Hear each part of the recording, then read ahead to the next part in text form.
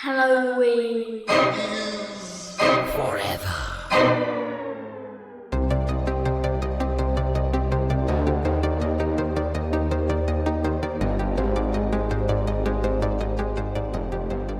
Hey, welcome, guys. Hey, I know the holidays were just behind us. We just passed them, right? Man, cautionary tale I got for you guys regarding some gift purchasing. I bought my blind friend a cheese grater for Christmas. Mm-hmm. Yeah, you follow so far? I'm with you. Yeah, it was embarrassing. He said it was the most violent book he's ever read. Yeah. Oh, boys and girls, to another fucking episode of Halloween is Forever. I'm Brian. I'm Steve. That was an all right one. That was okay. He thought he's blind. He thought it was a book, but it was sharp and had little points and stuff that hurt his hands. Yeah. That was a Helen Keller joke that I turned into it was my friend. Right. On account of it didn't make sense otherwise. Guys, it's pertinent. So at least give me that. We are talking about a movie tonight, a punishment episode. Here we are, guys.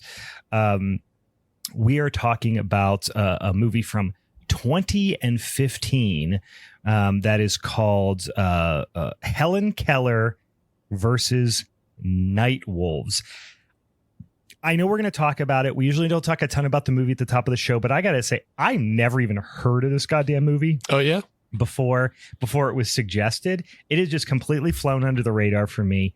Is this something you were familiar with? It seems like you were familiar with, at least to some degree. Yeah, so I had seen it before, and like I've actually followed this writer-director's career as short as it is, and like I will probably talk more about it again once we get into the episode. But he took a very interesting trajectory in his career. But I was just doing a little IMDb digging, and I could tell that. Yeah. But I had actually seen some of his other films first. Back in like 2012, 2013, I'd seen some of his other films first, and then this one came out 2015. So. Yeah. It was I didn't know what to expect. I mean, you kind of know, at least to a certain extent, what to expect when you see a title like that. But I don't think I expected it to the degree that it came at me. So we'll talk about what that means here in a second, guys. By the way, this was a punishment episode from last week. So spoiler alert on this. If you didn't listen to the showdown, which I think ended up getting chopped up into three little kind of mini-sodes because it was a long one, but also I'll explain what happened here in a second. Spoiler alert, our guest won again, which is once again fucked up. Steve and I, since we switched formats and it's me and Steve versus the guest, we've been doing real shitty. We've been doing real bad. We really got to iron some kinks out, figure out what's going on here, because the guests are coming on and swapping the deck with us.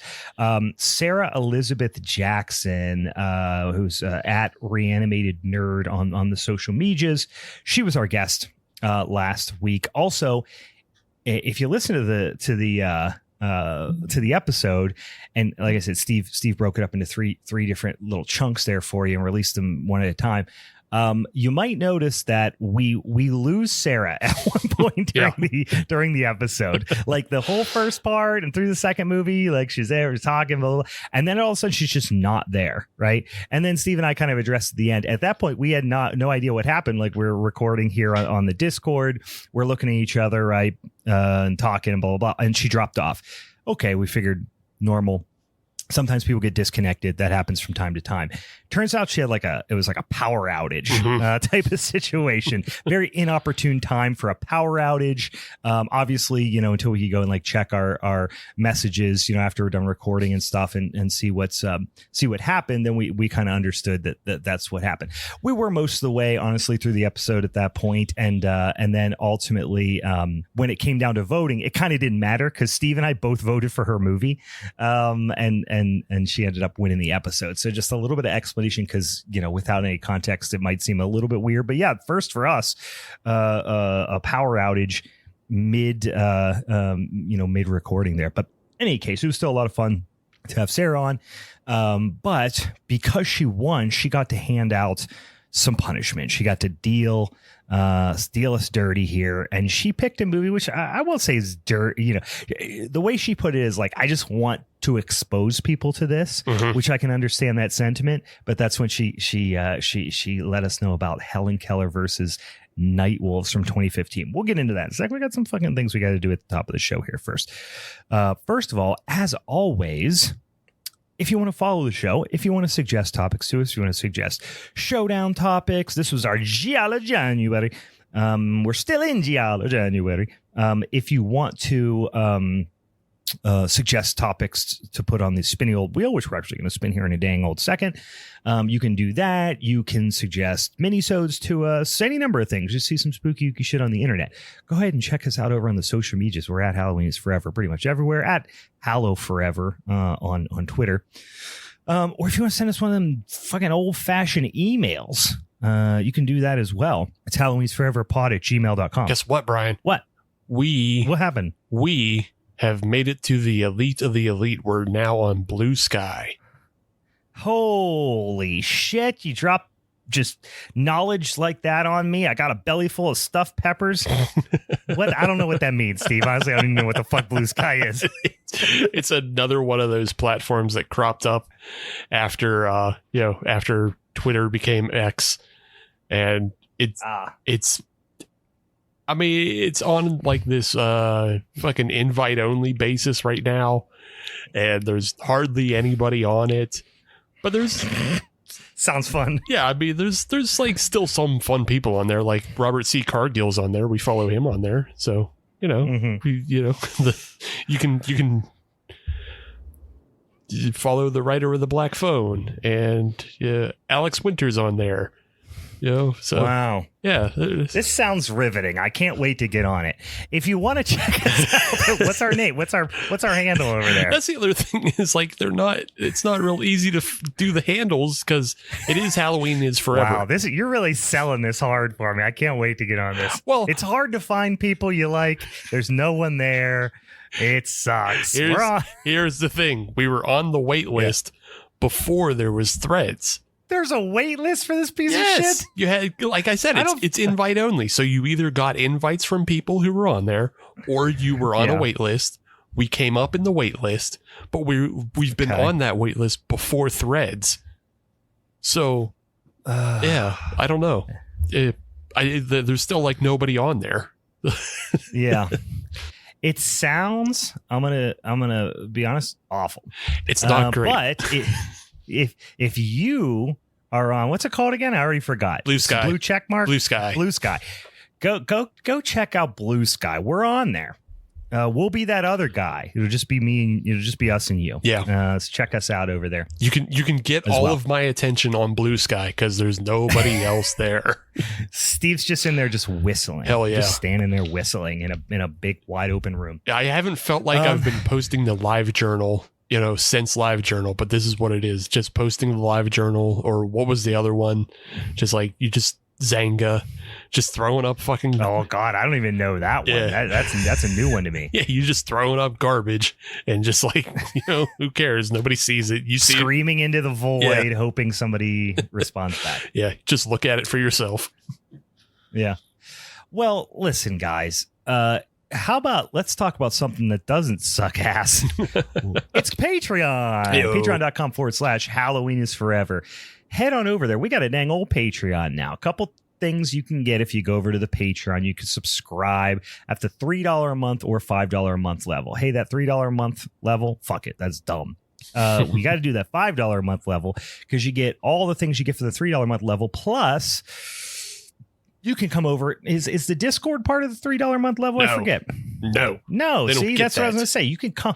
Yeah, you cheap fucks. Come over and give us $5 a month. It's two more monies. Only two more monies. Mm-hmm. You can come on over and you can watch us record in the Discord. You can interact with us as we're recording live, and you get access to our Patreon exclusive podcast called Family is Forever, wherein Steve makes me watch all the Fast and the Furious movies, and they're shit just pure oily, runny shit. Doo-doo. And then we make fun of them, basically. Yeah. And you don't have to. Here's the thing I will assure you of. And this, if I was in your shoes, would be a big, like, I would take a lot of solace in this. You don't have to watch the movies. In fact, I would urge you to not watch the movies. It's funnier. Now, if there is it's funnier to not watch them. And also, and then you don't want to harm yourself, because that's how these movies make me feel.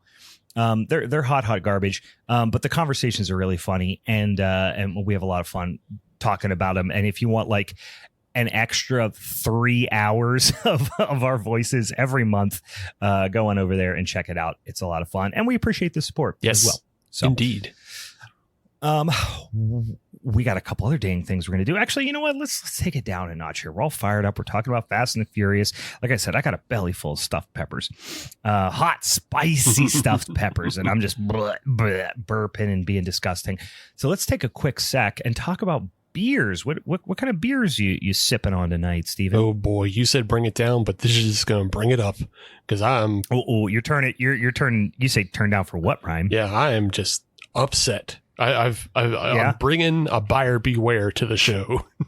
Oh shit. Okay, so not even in. I thought when you meant turned down, I thought it was like you're drinking some fucking Zoom juice, no. Or Soju Steve was coming out of the woodwork. Yeah, no, it's not time for Soju Steve. I don't know when he's coming back, but he'll come back.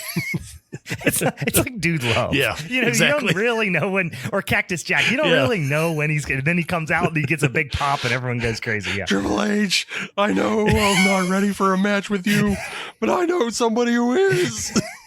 Exactly. And then you get the interview, and then he comes.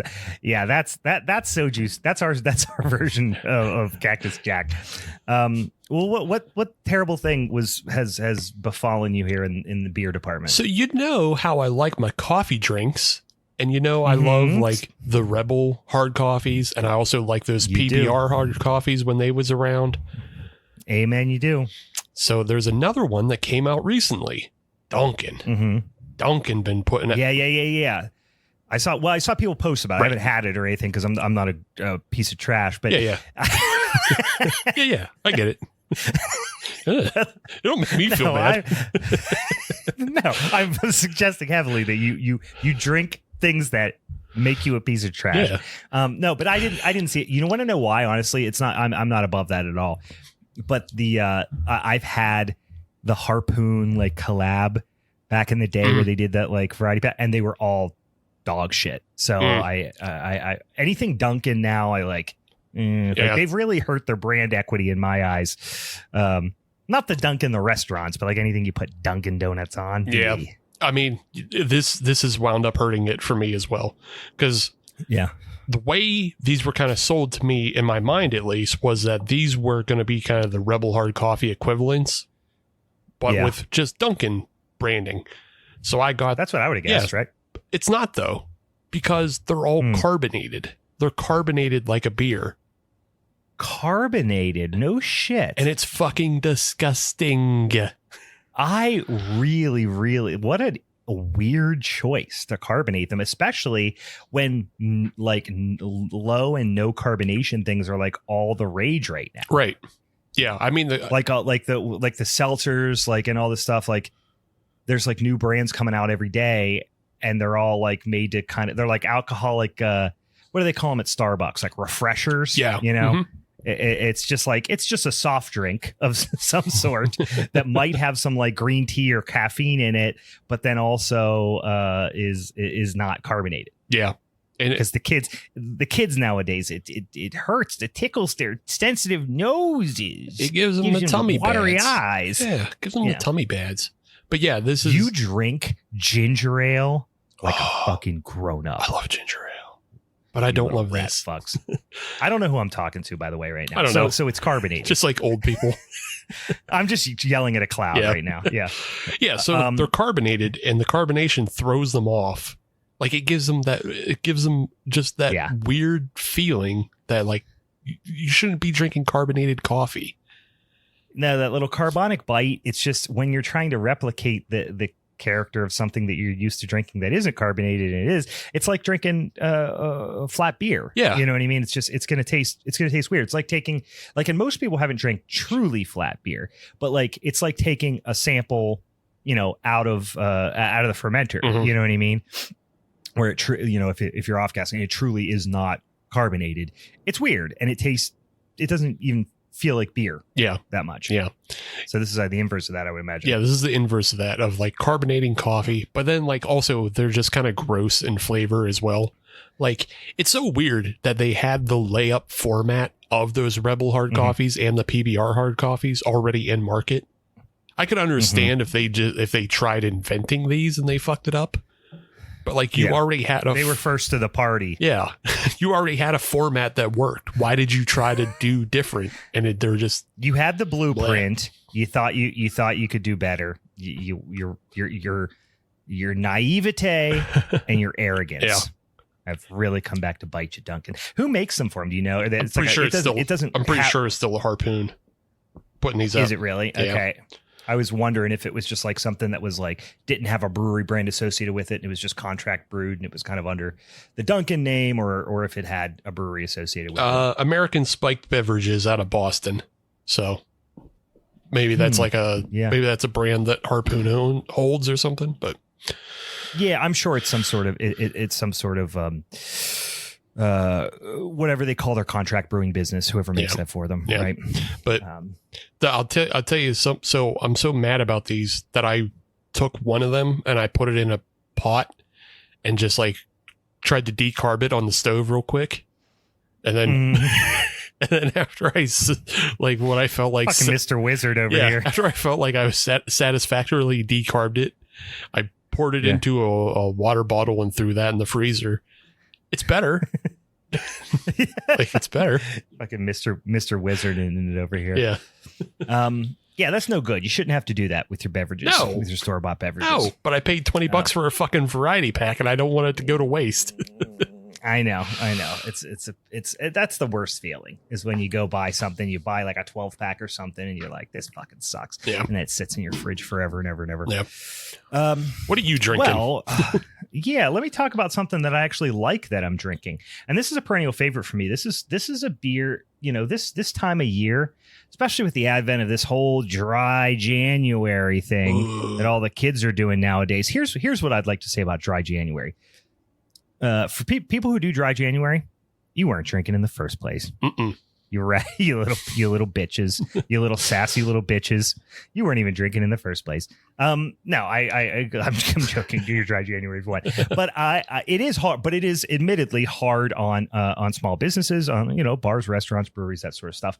I don't know if it's coincidental or if it's just because this is a slow time of year, so they kind of plan out their brand calendars and things in this capacity. I think that's probably more the case. But you don't see a lot of beers released around this time. But one brewery that always did, I swear, like always, the post-holiday doldrums. January is the worst month, right? January sucks. February, slightly better. March still sucks, but slightly better. Then you start to get like, okay, now I might not jump off a bridge, right?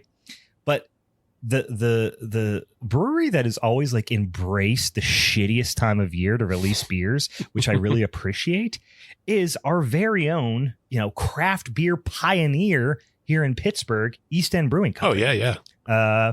Always been a fan of East End. Great people, great beers. And they always do releases, whether it be like Gratitude or in this instance, a little beer called Snowmelt. Which has been around for a long dang time. It's they call it their winter ale. I think it does come out before, you could find it before the holidays, but like, it's not one of these like Christmas / winter ales that release in like late August, what I mean? Or in October. They really released this like in December, I think. And it's a unique beer. And it's I've always struggled to describe the style or put a style around it, because they call it a winter warmer, which is like, a really generic old style, like not even a defined style, just like an old English specialty ale around the holidays. It's like calling something, a Grand Cru or I would say fest beer. Fest beer has now become like a more defined style. But Winter Warmer, it just suggests broadly some English heritage or English character, a stronger, perhaps hoppier English style ale, right? That's pretty much all Winter Warmer is. Theirs, and I don't know the exact hops they use in it, but like it feels like it's a mix of like American and perhaps British hops. Okay. But it's this kind of like deep, slightly roasty brown ale that's like pretty aggressively hopped and sits at like 7% ABV. I have one. So, I mean, not that they don't have a brown ale, because they definitely do. Everybody knows, Fat Gary's brown. But I half wonder if maybe they just called that a Winter Warmer instead of calling it a brown ale, because they already had one, in the repertoire. Yeah, and it is much hoppier, and like honestly, there's a good chance, if I kind of recall, it's maybe perhaps gotten a little hoppier over the years as well, because like it's pretty aggressively hopped now. Like if you poured this out on draft somebody and handed it to them, and they called it like a black IPA or something, I don't think anybody would argue with that. It's pretty aggressively hopped and it's pretty elevated in ABV. It's 7%. But it's just a nice beer you get, and like I said, you got a couple of them. A couple 16-ounce cans of it, you're getting a little tuned up. Yeah. 7%. It's no joke, right? And just a nice beer. I always buy a 4-pack or 2 of it every year, and it goes pretty quick. Around my house. So. Yeah. I got I got one little note to add. You're talking about how breweries don't necessarily embrace January. One definitely did in Cinderlands, because this week they released a quadruple IPA at 16%. Oh yeah, like it's just a big middle finger. Yeah. So, well, you know what? That's pretty smart if you think about it, because it's like, hey, the people were doing dry January, and hey, I'm not drinking, do that stuff. Hey, do what you got to do. But for people who are drinking in January, we're drinking. Yeah. Like we're drinking. Yeah. Like I saw somebody post about it, and like now it's such a hot button topic, especially in the industry. There's so many people saying like, fuck dry January, blah, blah, blah. And then other people saying like, don't tell me what to do and all, it's the internet. The internet happens. Yeah. But I do love the people who are like, why would we pick the worst month to not drink? Like, I get it. It's on the, like, if you're drinking so hard around the holidays that like you need a break, maybe you were going a little too hard around the holidays. Right. And maybe that's the correction next year. Not like, let me just take 1 month off, not learn my lesson, wait 10 to 11 months and start smashing it again. You know what I mean? Yeah. Listen, far be it from me to tell somebody how to live their life. But I genuinely think dry January is like Valentine's Day. It was made by, instead of greeting card companies, it was made by, the fucking toxic diet industry and exercise culture, super like you got to have a 6-pack or you're a piece of shit, like that culture. And to that, I say, go fuck yourself, dry January. All right. Enough soapboxing, enough talking about beers. Let's get into that son of a bitchin' spinny ass wheel. It's that time of the month again, guys. Yeah. Where we are going to be spinning that son of a bitchin' wheel. And we're going to be talking about which of the 3 movies is going to be our February showdown. February, guys. February. Yeah. So here's you fucking mush mouth. So here's what we're gonna do. As Steve brings up that wheel, I'll explain to you how this works. Every damn month, we got this big old spinning ass wheel that we've been tabulating topics. We've been adding them on there. We've been removing them. We've been just tweaking this perfectly balanced spinny ass wheel for nigh on going on 3 years now. What we do every month is we spin it 3 times. We get 3 potential showdown topics. These can be subgenres. They can be performers. In January, it was a Giallo January, so we talked about 3 different Giallo flicks. But when you have those 3 topics, we then put them on the social medias. There's a reason why you should follow us on the social medias, so you can vote And sometimes it comes down to just a couple of votes. So you go on there, you vote on our Instagram story, and we put a poll out on Twitter as well. And you pick which of those 3 topics you want us to do for that month. Once we have a topic, then me, Steve, and whoever our guest is that month, we each pick a movie that's associated with that topic. So we're in January. This month, we all picked a Giallo movie. And then we had an episode where after all 3 of us watched all 3 movies, we talked about the movies, we argued about the movies, and ultimately we voted and somebody took home that son of a bitchin' championship strap for the fucking month. Me and Steve, we're starting out the year real weak. Don't love how it's going. We lost on our own show 2 months in a row now. And we got to get back on top. So what topics of the 3 are going to have the potential to get us back on top here? All right, so the first one, you're going to enjoy this. I think it's come up on the poll before, but it didn't win, but you'll enjoy this, and It's a good front runner. Stephen King adaptations. Ooh, I like that. Not only because I love me some Stephen King, but also I like a lot of Stephen King adaptation movies. There's a lot of there's a broad range. There's some great ones. There's some absolute shit ones. So I'd be excited to talk about that. I just got done reading. Why am I having deja vu? Like I already mentioned this on the show. I might have. I started. Oh, I did. Did I start telling you about? I was reading the Dark Tower series. Yes. Yeah. So I'm balls deep in Stephen King right now because I'm reading Dark Towers. Now that's not horror. That's more like a weird, sci-fi shit, sci-fi adventure shit. But I'm balls deep in Stephen King land right now, so I like that. Okay, what's next? Can we say though, just right off the bat, if that wins, Shining's off the table. Shining, I think's off the table, and I said that I told myself that a second ago, and then I started thinking, what about it? What should we do? What should we do there? I think that one's probably okay. I think that's fine. But yeah, the Shining's the only big Stephen King adaptation wherever he's like, that's a fucking masterpiece. Yeah, I'm okay with it being on the table because just like I feel like there's other ones I like more than that. So if there's other ones I like more than that, then yeah.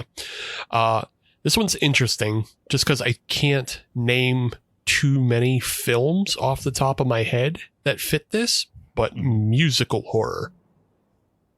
Oh, musical horror. Okay. Yeah. There is parentheses that says films with musical themes or numbers. So okay. So maybe it doesn't have to be necessarily a full musical. It can just be centered around music, like I don't know, Revenge of the Phantom or something like that. Yeah, or Anne and the Apocalypse or something like that. Like that's a full on musical, right? But then like maybe a Trick or Treat, a Trick or Treat. Although we've already done that, but, whatever the one with Sammy Kerr, Rock Chosen Warrior in it. That's about music. Black Roses, not a musical. Oh yeah, of course. Yeah, that one. I think that one would probably count, maybe. But but we did that one as well. So yeah, but musical horror. So we're talking about not necessarily musicals, although that might work as well. But we're talking about just that or music themed things. So that's quite interesting. All right, what's our number 3? And number 3 is interesting because it's best novel adaptation. So it's anything that Stephen King didn't write, I guess. Yeah, best novel adaptation is that can we get into Stephen King there, or do we just go to an agreement at the top of the show and say like, hey, let's not do Stephen King, so if the Stephen King thing comes back up around, we can do that. Right. Because then it's like, well, I mean, we could do a Lovecraft, actually we've done Lovecraftian horror, haven't we? Or at least it's come up on the wheel before. Do we do a Lovecraftian horror episode? I don't think we did a full episode, but it definitely has come up on the wheel before. Yeah. So I think that's the only. We don't have any like Clive Barker. I think it's just Lovecraft and King are the only. I think are the only ones. Yeah, Lovecraft and King are the only ones as just like characters themselves. We don't have a best of Dean Koontz. No, not yet. Not yet. We should put that on there. Okay. All right. So 2 literary ones, which is very pertinent because I actually have been watching a lot of movies recently. I was just reading a bunch of horror books, sci-fi books and shit. So Stephen King adaptations, musical horror, again, could have actual musical numbers in it, or it could just be about music. And then best novel adaptation. So a couple of similar ones in there. We'll see what people think. Keep an eye out on the social medias, on Instagram, on Twitter, in the coming week, and we'll have those on there, and you can vote. You can help us pick which one we want to do, and then we'll tell you what the movies are in the next episode. In the meantime, we got some fucking movies, a big old hunk of juicy movie to talk about tonight in the form of Helen Keller versus Nightwolves from 2015. So, like I said, this just went under the radar for me, and I'm interested to hear your story of your Ross Patterson obsession that I'm learning about here today. Yeah. So I think it starts. I believe I got this film off, not this film, but the first film I saw from him. I got it off of old school Netflix, I think. Okay. I'm on it, like in the mail. Yeah, Netflix. I'm honestly having trouble remembering when I first saw this film because it's from 2012. But the first film I saw from him is called FDR American Badass. So I feel like I've heard of that. Yeah, one. That one is probably his best film. It's hilarious. It has Barry Bostwick in it again. Yeah. Barry Bostwick as FDR. Lynn Shay's in it as well. So a lot of the people that were in Nightwolves were in this film. And then he also has a film from 2011 called Pool Boy Drowning Out the Fury. And that it's hilarious. And it's probably one of the last things that Kevin Sorbo did before he went right-wing Christian. Like insufferable right-wing Christian. Right. So he made these 2 films, but he didn't direct either of those.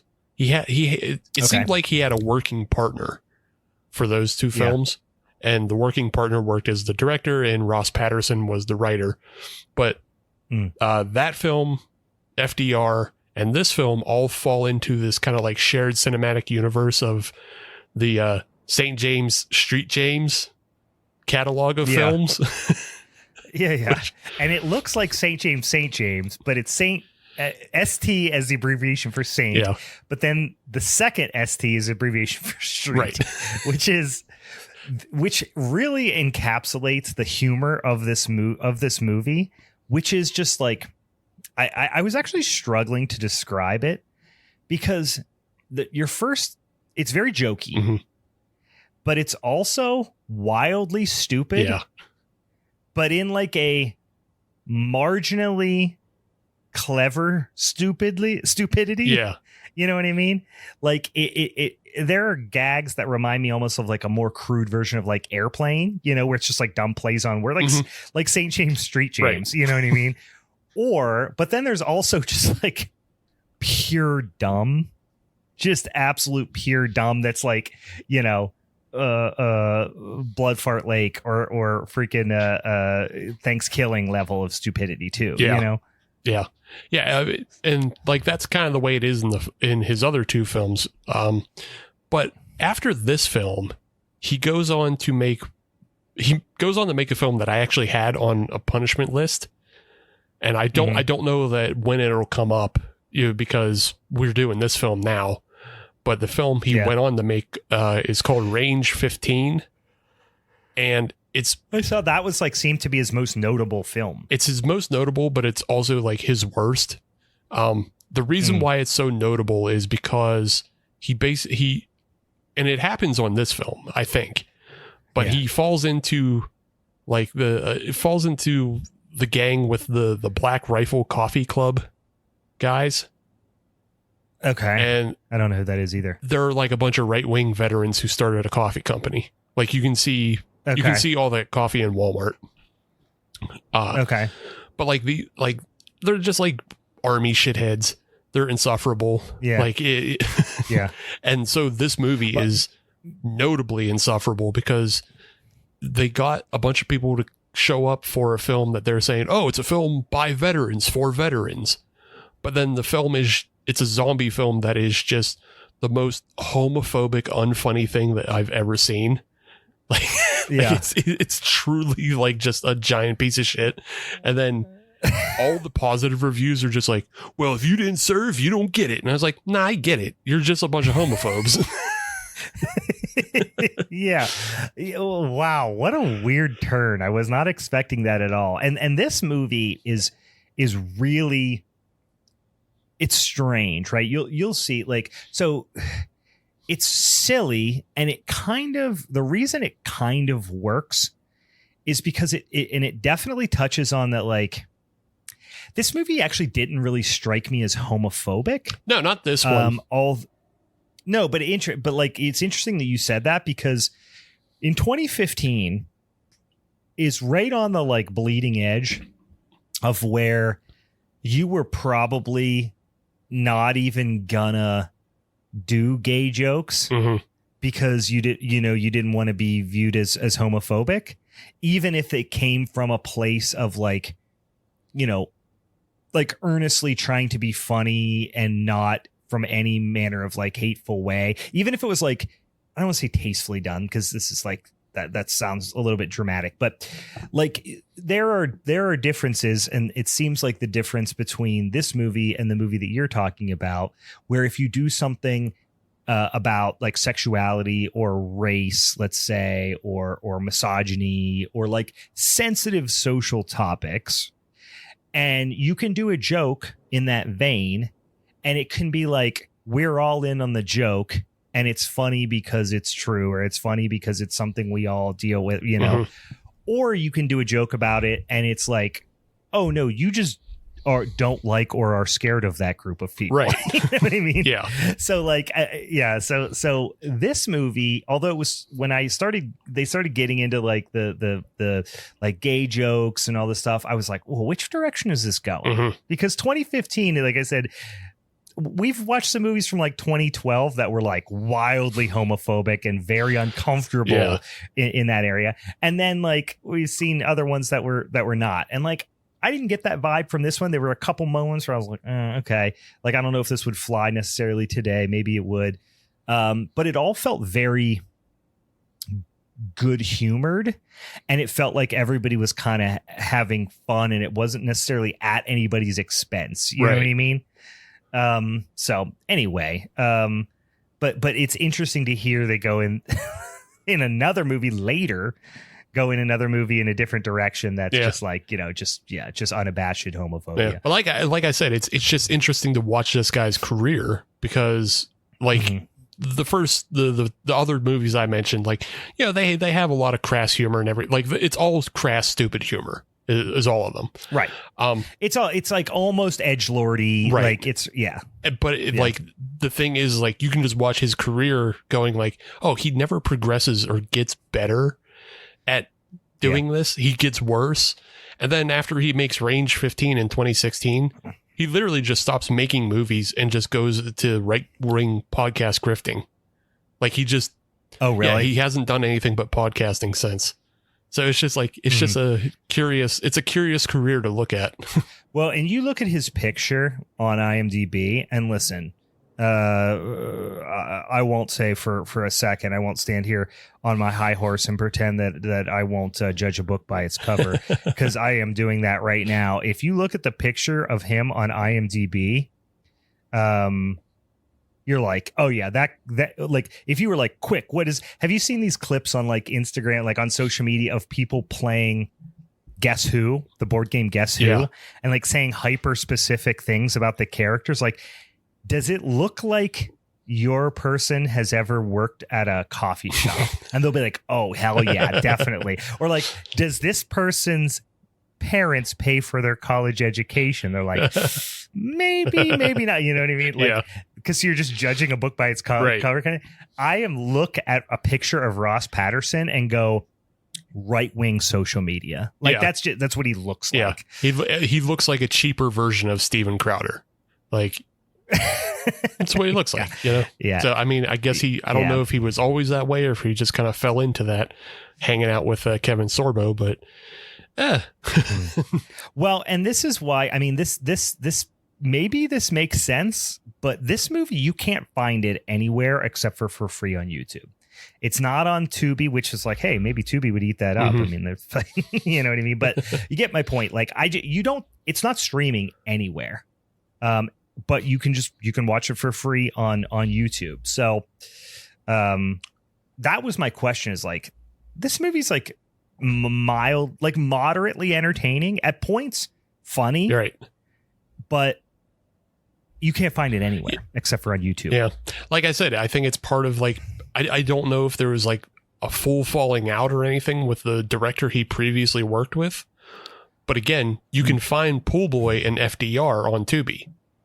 So like you can find those movies on Tubi. This movie feels like he took all the goodwill he had built up from the past two movies and rang up the gang and said, hey gang, we're getting back together, making another movie. And then like slap this one together. And this one, like, I know it's hard to imagine you've only seen this film, but if you've seen the previous two films, they're far more competent and they're far more restrained and even funnier than this one. Yeah. Like what? So one of the things I was there, restraint is not in the vocabulary of this movie. Not at all. Like this, there are parts of this movie that just seems like an improv troupe with a set and costumes and stuff. You know what I mean? Like, jokes are just completely dragged out, and like at times that they should have ended, they didn't end, whether because they didn't know it stopped being funny or that it like they just needed to pad the time out, because this movie's only an hour 15. Yeah, it's short. Yeah, but just a point about like how he doesn't really progress as a filmmaker. There's a joke in Pool Boy that's really funny. It's a scene with a black actor, and the black actor, it's obvious that they lost his audio for that scene, and so he just has him scream out his audio, like he does the fake black voice to scream out his audio. But then you watch this film, and he does it like 3 or 4 times, and there's not even black characters in this film. No, so that, I mean, that makes more sense, and it apparently it must have been a callback to that. Right. But it doesn't make sense, and it's not funny in this film. No, it's really not, and it just, I was just like, when they did it, I was just like, recognize the joke. It wasn't necessarily funny, and it's not like it was like not funny because it was like offensive or something. It was just like, it wasn't really funny. But now it actually makes a little bit more sense, knowing that at least it's a callback to something else that like a fan of his other movies would have been like, oh, okay, yeah, I remember. Right. But it's like, yeah, it's still, even for somebody who's seen the movies, it's like, whatever. Yeah, we get it. It's the same joke. So here's there's not a lot of story in this movie. Like, I do want to talk about a handful of like funny scenes, and could like broadly talk about the plot here, but the story, like there's just not a lot here. It's just a series of jokes, right? It's just like a series of, like I said, like the scenes act as just like setups for like I said, what feels like at times like improvised comedy. And I have no doubt in my mind quite a few of the bits are improvised. But let's go through the cast, because it actually is really impressive, the number of people who are in this movie that are recognizable. Like you said, you get Ross Patterson at the beginning with what is a relatively funny character. Like I said, it's St. James Street James, which is I thought that was a funny bit. He's kind of like a cross between, like, the only thing that kind of started rubbing me the wrong way, if he would have been on screen for half the time, I probably would have liked it more. But after a while, it started to get real Ron Burgundy to me. And I was just like, all right, bud, we get it. You didn't make this character up. Like, it was like a cross between, like, he almost was Space Ghost, like from Space Ghost Coast to Coast, meets Ron Burgundy, meets like what's the freaking captain guy's name from C-Lab 2021? Oh, Murphy, Captain Murphy. Murphy. Yeah, he's like Captain Murphy meets Space Ghost meets Ron Burgundy. And it's just, it gets a little bit old. He's got like an eye patch on and, you know. So anyway, he plays him. But a lot of recognizable people. The frankly, one of the only people that were just completely unrecognizable to me that I never saw before. And at first I thought I did, but then I think I was confusing her with somebody else, is Jesse Wiseman, who she plays Helen Keller in the movie. That's just his wife. She's okay. I was going to say, what's the relation there, right? Because she's not in anything else but his movies. Right. As like old Helen Keller, who's the wraparound kind of, if you will, that's like telling the story to her grandchildren, I guess. Yeah. You have very recognizable. You have Lynn Shay. Like horror fans will definitely know her from Insidious and I think all the damn Insidious movies. But she's in There's Something About Mary, Dead End. Like she's in a ton of stuff. She immediately recognizable, right?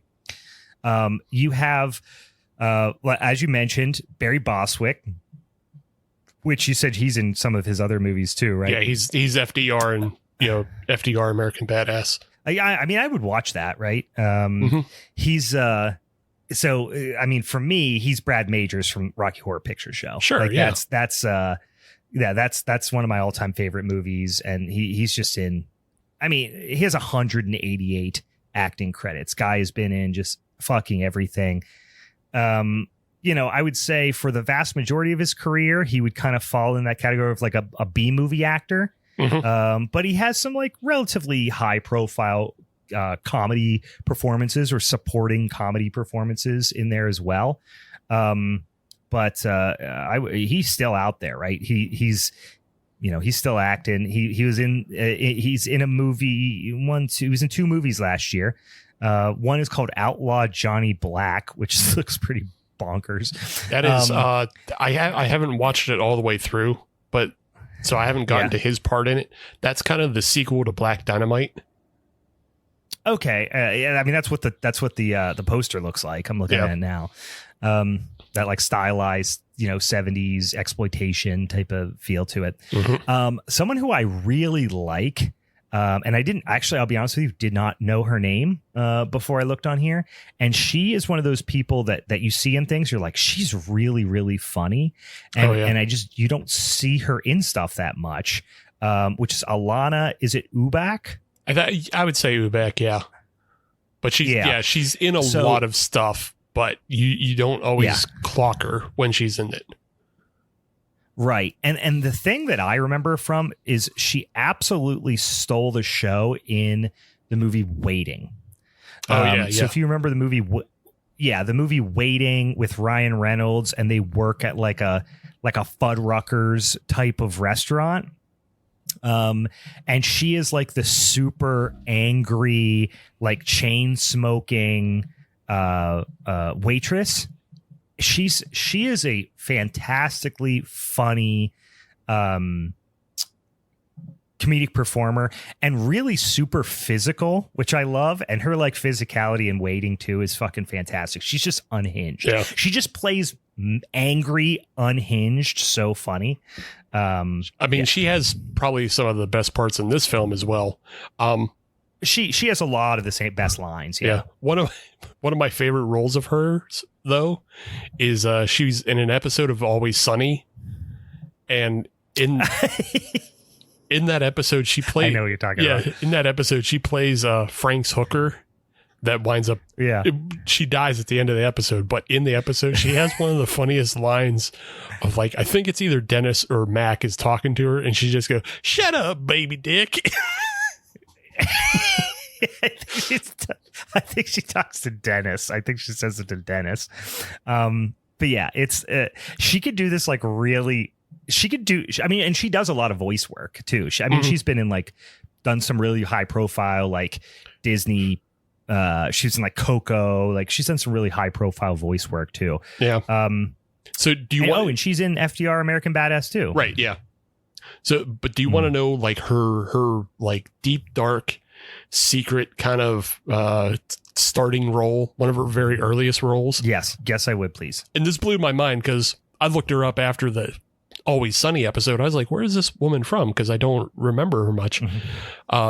She was the assistant on Beekman's World. Oh my God. No shit. Yeah.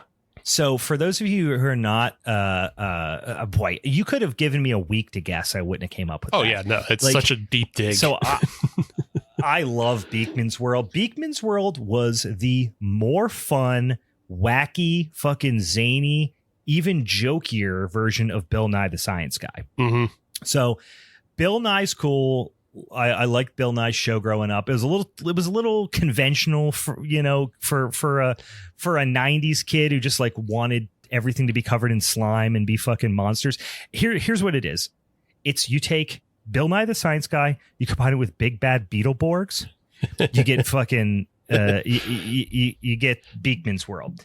Beekman's World's a lot of fun. Holy shit, I still can't even picture the assistant. And now I desperately want to go back, and I feel like I'm going to be that meme of Leonardo DiCaprio, pointing at the screen. Yeah, that's wild.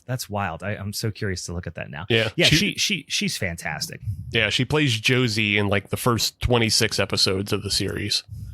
So wow, you have to look. You have to look for the earlier. That. Yeah, you have to go back for the earlier episodes. But yeah, Beekman's World was great because it was like a response to Mr. Wizard, because Mr. Wizard was a fucking dickhead.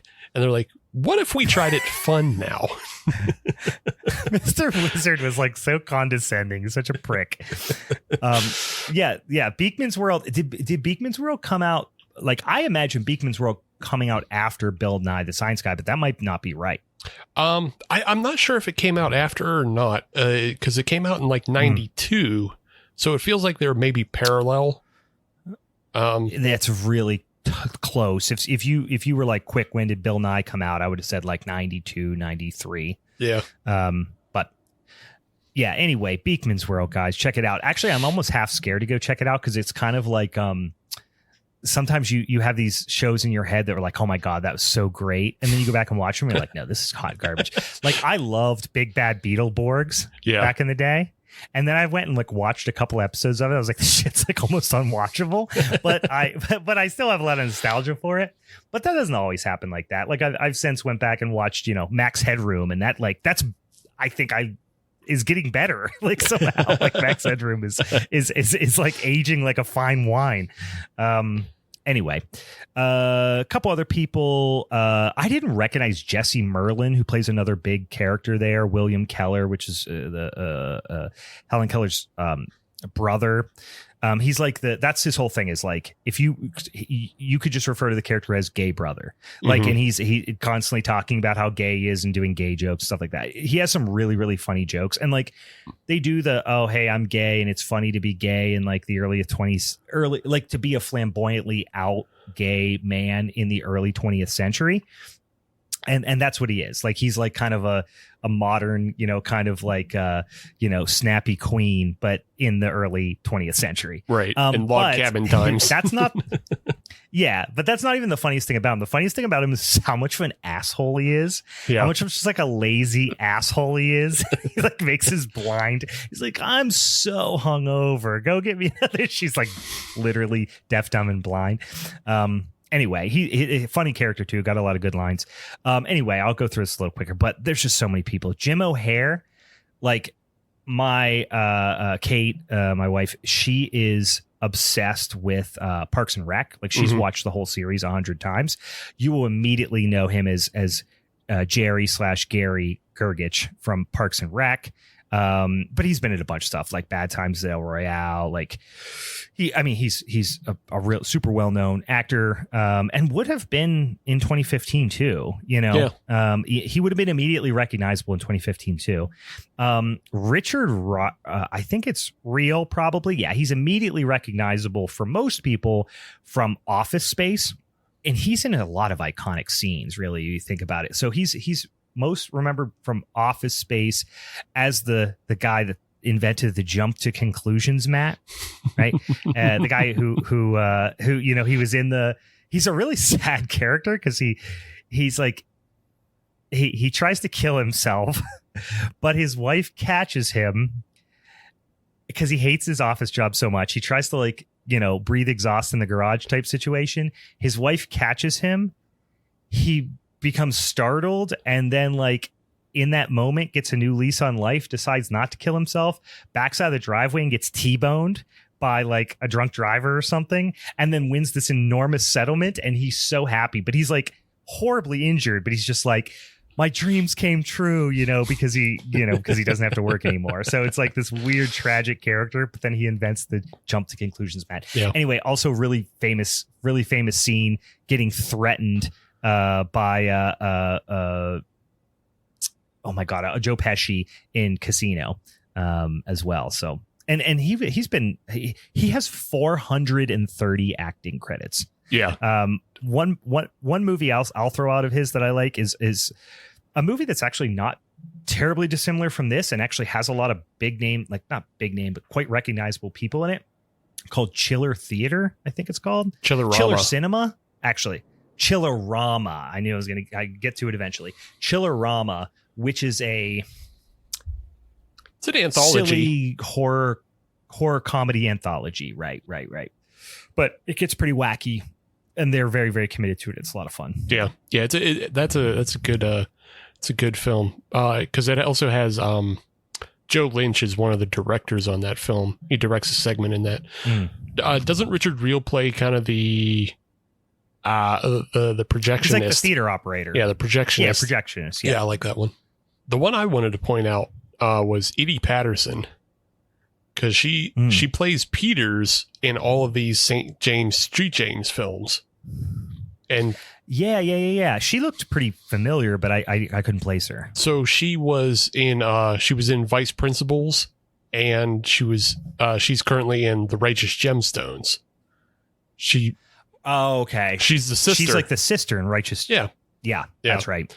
It's just so funny that like this is where she kind of got her start, is like playing like this weird subservient maid to the St. James Street James character, and she's just like this weird ditz. It's a funny character, and she pops off the screen honestly. Like, and she, for as little as you actually see her when she's on screen, she kind of steals, like she's whatever that quality you have where like your eyes are just drawn to her. She's definitely has that. She's very funny. And she's fucking, I haven't even watched the Righteous Gemstones, and I feel like I could quote like 4 lines from her at least of like really funny lines that she delivers about some scene. I watched a clip that just came up on social media of her talking about how she like jerked this guy off against his will in her office and stuff. Yeah. It was just like, oh my God, this show's fucking wild. It is really funny. Yeah, she is a nutcase on that show. She's also great on Vice Principals. So, I mean, it makes sense. Is Vice Principals... Who's in Vice? Is Vice Principals the one with Patton Oswalt? No, that's the one. No. The Vice Principals was the show that was also by like Danny McBride and Walton Goggins. Yeah, I'm getting that mixed up with like AP Chem or whatever it is. Anyway, anybody else that we want to call out here? Like I said, a heck of a cast. And the whole time I was like, I started watching this, knew nothing about it, didn't know anything about the director, just jumped into it. And I'm seeing all these people. I'm like, whose kid just graduated from USC? Like, whose kid is this? You know what I mean? Like, whose dad made a bunch of phone calls for him? Because it's kind of wild how many people are in this. But I don't know. I mean, do you have any insight into like how he got so many recognizable people? I mean, I'm not saying it's like, Denzel Washington in here, but there's tons of recognizable people and really talented people. Yeah. I mean, like I said, it's pretty much all just the built goodwill from the previous 2 films, because I think almost everybody who appears in this film appeared in one or the other of the 2 previous films, like Alana Ubach, Barry Bostwick, and Lin Shaye were all in FDR. I'm trying to think if there's anybody specifically from Pole Boy other than Edie Patterson. Maybe Jim O'Hare was in that as well. So like, it's just built goodwill of doing those 2 films. And then he called in favors to do this one. One more person I wanted to point out and maybe we'll move on. But well, like I said, there's jokes to talk about, but there's not much of a story. Yeah, there's not much. There's no real meat on the bone of this film. It's just like doing the same joke for 5 minutes and then moving on. But Christine Lakin, she's one of the granddaughters on the couch with Lin Shaye, and okay, yeah. You might not recognize her right away, but she was Al on Step by Step, which was an early crush. Oh, no shit. My God, everyone's early crush, right? Yeah. It was her and Alex Mack from The Secret World of Alex Mack. Like, I'm just over the moon. Yeah, would never have made that connection, but now I see it. Step by Step was like my favorite TGIF show, maybe aside from Home Improvement. And it was 100% because of her. Mm-hmm. Listen, every 12-year-old, 11-year-old, 10-year, whatever, boy just wants a cute girl. He doesn't know why, but he also wants to play baseball. So he wants a little cute tomboy girlfriend. Like that's secretly what every 10, 11-year-old boy wants. Anyway, the older sisters were too much. They were too advanced for us at that age. Oh yes, terrifying. But if it's like, oh, that's kind of like a friend I can shoot hoops with, but also she's pretty and I kind of want to kiss her. Right. Like that's the whole thing. That's the whole thing. The TGIF people knew that. They got it all figured out.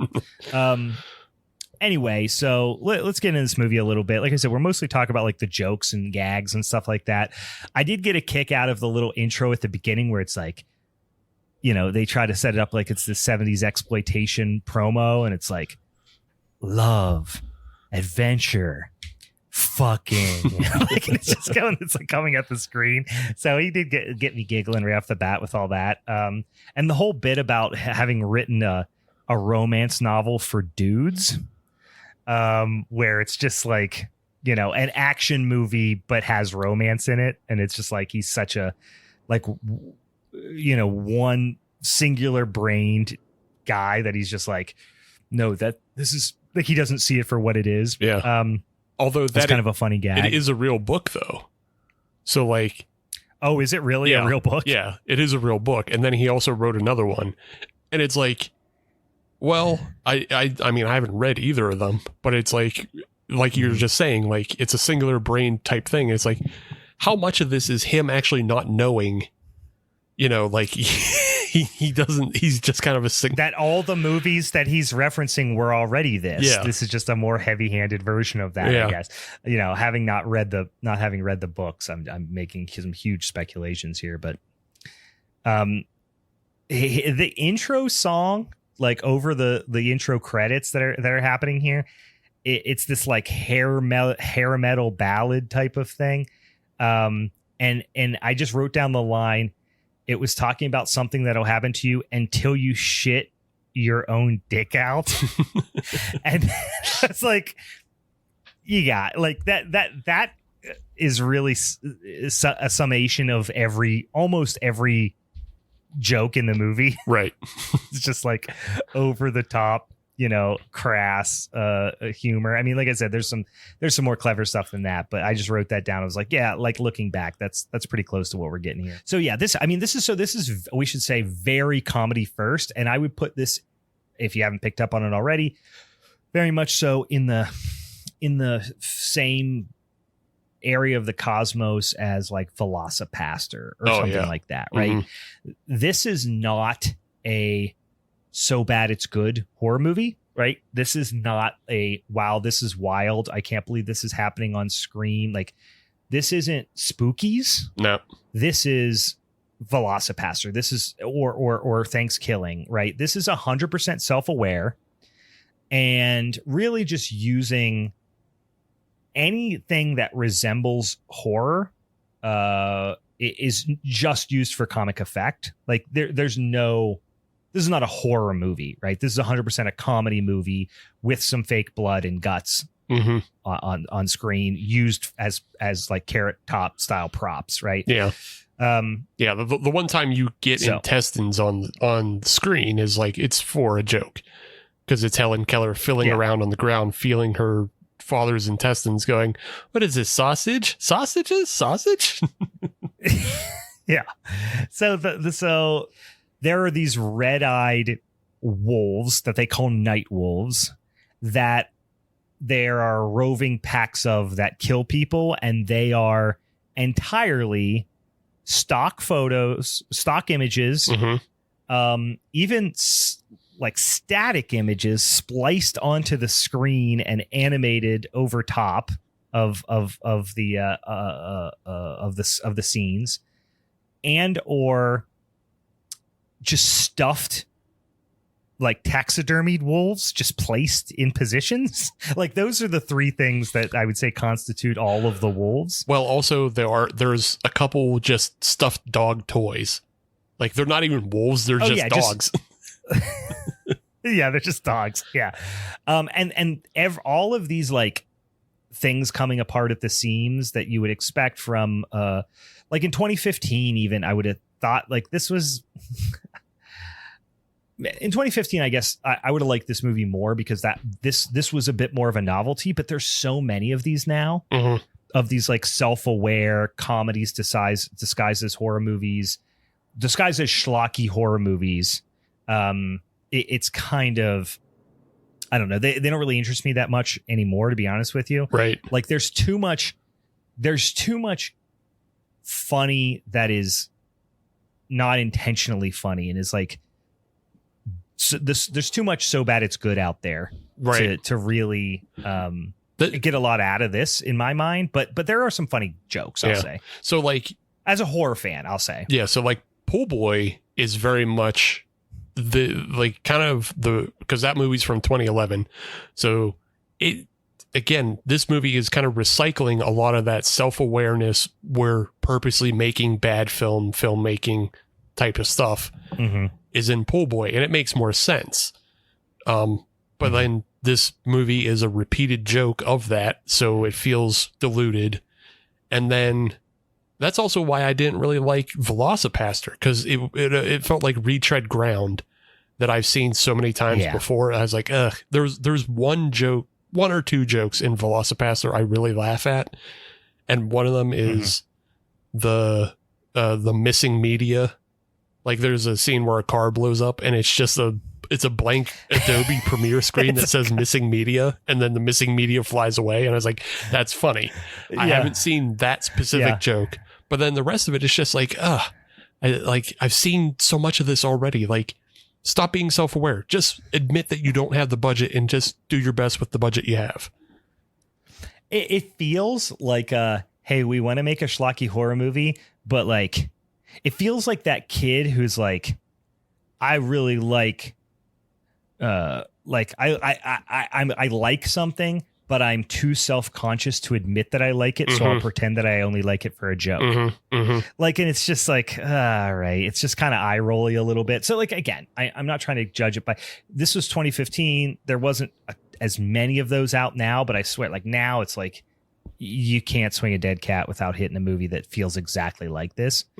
Long story short, Keller's whole family get slaughtered by Nightwolves, and then she's attacked and left deaf, dumb, and blind. And that's how Helen Keller, the historical character, assumedly became deaf, dumb, and blind. Helen Keller, the funniest part of this bit, or the funniest bit in this scene rather, is her mom dropping the logs. She's collecting logs for the fire to make dinner, and the Nightwolves are about, and everyone's like, hey, come inside, there's Nightwolves. And she's just comically dropping logs over and over, and she'll pick up like one and drop it again. And at first it was like, oh, okay, it's kind of slapsticky, and then she just kept doing it, which they do a lot of that in this movie. And this is one of the times it worked. Perhaps because it was the first one early, and you hadn't gotten it 20 times by now. Yeah, it feels like this Ron, whatever his fucking name is, the director, writer, he saw that episode of Family Guy where Peter falls and scrapes his knee, and just goes, like he saw that episode and was like, I'm gonna make a whole movie, and that's the joke. That's the funniest fucking thing I've ever seen. Yeah. But kills his whole family besides her, who she's rendered deaf, dumb, and blind. And I'll say her and also Annie Sullivan, who's played by Elena Ubach. She gets attacked too, and she's blind, but she's not deaf. So you know, so she can speak and hear, but she's rendered blind as well, and she plays, you know, the equivalent of the real life character Anne Sullivan. The other one who survives is the gay brother, who's like just like an alcoholic, like degenerate as well, which is the funniest part about him. He's always drinking what they very deliberately refer to as alcoholic root beer. Yeah. And it's literally not your father's root beer. Like, if anybody remembers, like if you've been of drinking age for a significant amount of time, there was this enormous phenomena in the beverage industry of alcoholic, specifically root beer, in the form of not your father's root beer. It was like incredibly popular for 2 seconds. Stores couldn't keep it on the shelves. Every big, you know, beverage producer then decided to do their own version of an alcoholic soda. But then quickly everybody realized that, like, oh my God, these are each like 350 calories and they have like so much sugar and it's unbelievable. And like, if I'm going to drink 12 of these and get hammered, I should probably drink something else. So like, they were very short lived, but for a second they were the hot shit on the streets. And in this movie, they're literally drinking the brand, not your father's root beer, like labels out. Like they, yeah. So I wonder if it was like they either, I mean, they obviously got the okay, but I wonder if they literally got some sort of, you know, deal cut with not your father's root beer. Like, yeah, because it's kind of wild how prominently it's featured. Yeah, I have no idea. And I'm half curious because, like I said, so he fell into the crowd with this Black Rifle Coffee Company. And they appear in this film at one point. They're the Scagnetti brothers. Which ones are in the diner? Yeah, in the diner. They're just like the shitheads making jokes at the diner. Yeah. So I was wondering if if that's what those guys did before Black Rifle Coffee. Like, were they also invested in like this not your father's root beer shit before that? I don't know. Could have been, because it seems so deliberate, but they do so many other things very deliberately for seemingly no reason in here as well. So after the attack leaves her deaf, dumb, and blind, she stumbles. She's not dumb. I keep saying dumb. She can speak. She's deaf and blind, right? Which Helen Keller could not speak in real life. So that's a difference here. She can speak. She just can't hear or see. And Anne Sullivan can only not see. But this is not really that pertinent to it's pertinent to jokes, but it comes and goes because there's times where she can very clearly hear. Yeah. Which is like, again, played for a gag. But she stumbles back in the house. And this was a fairly funny bit for me, at least. She stumbles in and she's feeling around. And like, this is, we should also say, like, this, aside from just, you know, being this like schlocky, you know, based on these kind of exploitation schlocky horror movies, she also, like, this is heavily based on the what's the freaking book and then the movie, I forgot to write it down, The Miracle Worker. Yeah, right. So the book, and then the people know the film, The Miracle Worker, which is about the life of Helen Keller and her teacher Anne Sullivan, and just the incredible perseverance and you know, incredible act of will to kind of learn how to communicate on Helen Keller and Anne Sullivan's behalf. So the idea is this is a little bit based on that movie, which I'm actually surprised they didn't do the water. They didn't do any bit with water. Yeah. Do you remember in the movie? I remember having to watch it in school, you know, and she has where she has the breakthrough with Helen. And she gets her to sign the word water. Right. And that's the first word. Didn't make that joke. No. I was like, have you guys literally never seen the movie or read the book or done any type of like research on the topic that you're doing? Because she kind of does, in the sense that she goes into the cabin and she's feeling around and all this stuff. And the joke is she's knocking everything over.